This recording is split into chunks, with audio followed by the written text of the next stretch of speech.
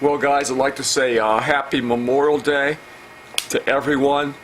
It's kind of weird to say happy Memorial Day because Memorial Day is kind of a somber holiday, if we could call it a holiday.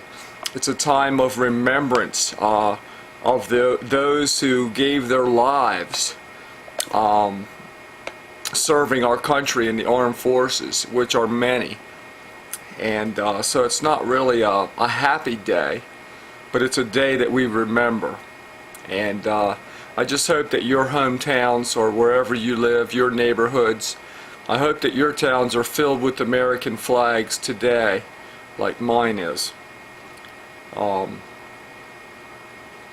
I hope that you've all enjoyed a good time with your family. It's usually, these long weekends are like family times in America for the most part. I hope all of you have enjoyed some good family time, some cookouts, you know, some relaxing, casual time. That's what it's all about, in addition to remembering the fallen. What I have here is I'm going to do a little saltwater popper project. You see me working on these Gibbs Polaris poppers in the last couple videos that I put up over at the Daily Motion website. And since I'm posting videos on YouTube again for now, I'm going to go ahead and post one to show some small adjustments that I'm going to make. For example, here's one of the Gibbs Polaris poppers. This is in a plain blue and white color. I had removed the belly hook and patched the screw hole with epoxy. And then I replaced the treble hook on the tail with this little small circle hook. But I'm going to take these circle hooks off because you can see that the hook, you know, the hook curves around and down like that. And it's not going to be easy to catch on the fish's mouth or lips because of the thickness of this popper. And you have to imagine the hook will be dangling back here like this in the water. And when the fish take it, you know, they might take it from the side like that. If they come from this direction, the curved downward design of this circle hook is not ideal for putting on the back of this little popper. If it was a bigger circle hook, it might be okay. But it's so small, I think it could minimize the chances of a hookup. You know, I could have the fish that got away story, the hit, the swipe, you know, but no take. So to minimize that, you know, tiny details are important and sometimes make the difference in catching fish and telling the story of the one that got away. So to solve this problem, here's the same popper in a different color that I have the longer shank hook on. It's a little longer than I would like, but it's what I had on hand, so I'm using it. And we know for sure that this setup works because of the videos with my son that I've posted, and him catching some decent fish on the same popper with the longer hook on the back. He has been successful. And here's one just like it that I dressed, and he's caught his on this type of popper, same hook with the dressing on it. So, you know, that's what I'm going to switch the other poppers to. But there's another issue I'm going to address, and I'll show you up close when I get to actually doing the work, is this. The screw eyes, which I really don't like screw eyes in saltwater lures. I like a through wire. But this plug is so small that the through wire would add additional weight and it would probably make the plug sink too much. So that's why the makers, you know, at Gibbs, for the smallest plug, they only use the screw eyes. Well, when you screw in that screw eye and you put a hook in there, a lot of times the hook will get bent and stuck like that. And there you've got it out in the water, and you know, it swings around and it gets stuck.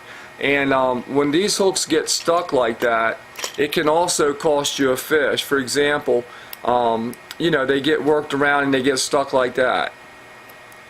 And it's not operating like you want it to. You want this hook to be like this. But the trick is the eye of the hook is not that big. It's not a ring eye. You can buy hooks that are called ring eye hooks. and they have a larger circle at the end so that the hook is more free to move around. That would be ideal. Ideally, this tail hook would be a little bit shorter shank and have a larger ring eye. Not diameter, but in not thickness of the hook wire, but the diameter of the eye. So that way it would be more free and get less hung up. But this one's kind of small, and see how it wants to get hung up like that?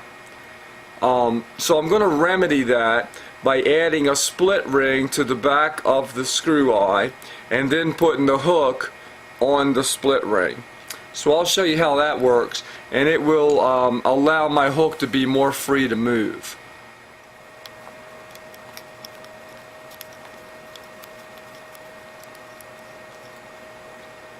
Alright, so all four have their tail hooks removed, and I'll go out on the porch and I'll pop them off of the screw eyes, and then I'll be right back. So I use the ice pick to open up the screw eyes so that I could get the hooks off. And in the case of the circle hooks, I decided to open up the eye of the hook instead of the screw eye, because those screw eyes have already opened them once to change the treble for a single hook. And I didn't want to open up the screw eye again unless I had to.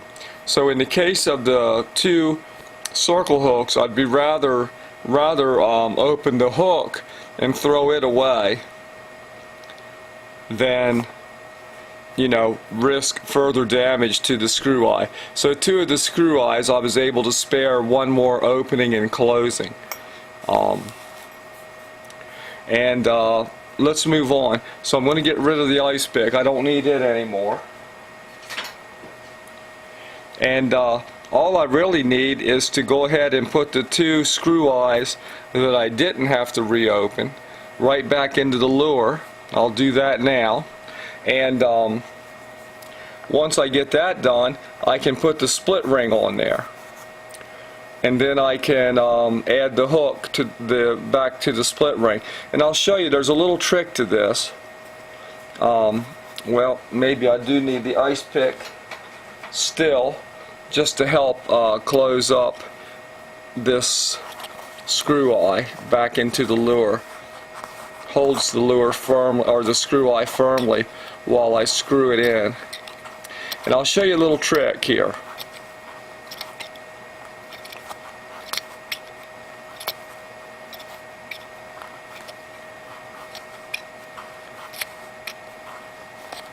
See, now here's the thing. When the lures came to me out of the box, the screw eye on the tail and the screw eye on the nose were pointing in the same direction, vertical like this. And that was necessary because the hook was directly added to the screw eye, and that would allow the hook to ride the right way, you know, with the barb up, so it's more weedless. And also the upper lip of the fish is where the hook is more encouraged to go, or the roof of the mouth. But if I put this tail screw eye back aligned vertical with the nose screw eye, and then I add the split ring, what that's going to do is leave my hook sideways like this. And it probably doesn't matter, to tell you the truth. It might even be better that way, you know, for hookups. But because it's not traditional, I'm not going to do that.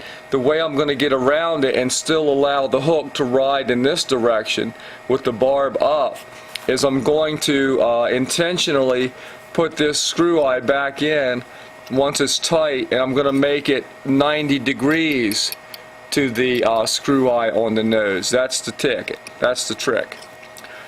And that will allow the hook to still ride in the normal position.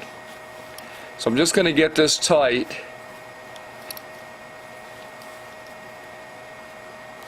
And when it's tight, then I'm going to force it another half turn. I think that's about it there. That's about where it was. And now I'm going to get it 90 degrees to the screw eye on the nose.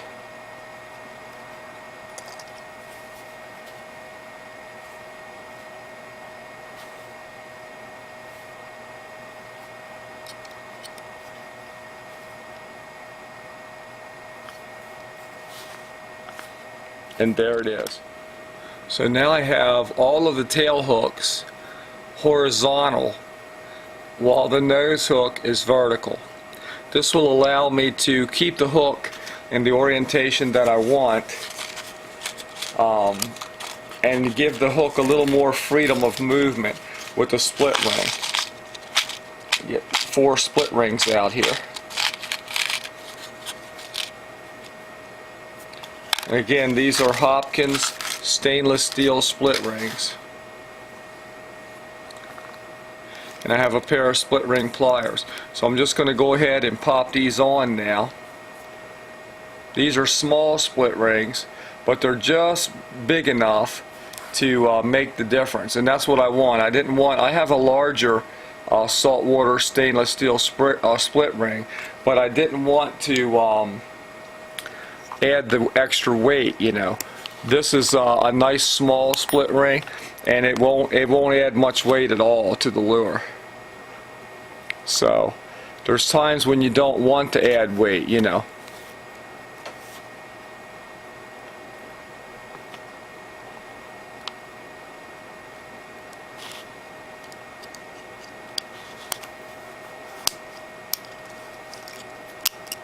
Alright, so that split ring's on. And see, so the split ring ends up vertical like the screw eye on the nose is vertical. So they line up, and that lets the hook line up. So you see, when you put the little split ring on there, it's just the right size, that it's not too big, not too small, and allows the hook more freedom of movement. See that? So it's going to let the hook be in a better position if I get a strike, you know, to catch a fish, instead of being locked up on the against the body of the lure like that, which could really mess up your day and not get, you know, could have the biggest hit of your life, biggest fish of your life, and not hook him up. But now with that split ring on there, I have a much better chance of getting a hook up, because this split ring is free to move all around, and when I go to set the hook, it's more likely to lock on to something inside the fish. So let's get this finished. 1 down, 3 to go.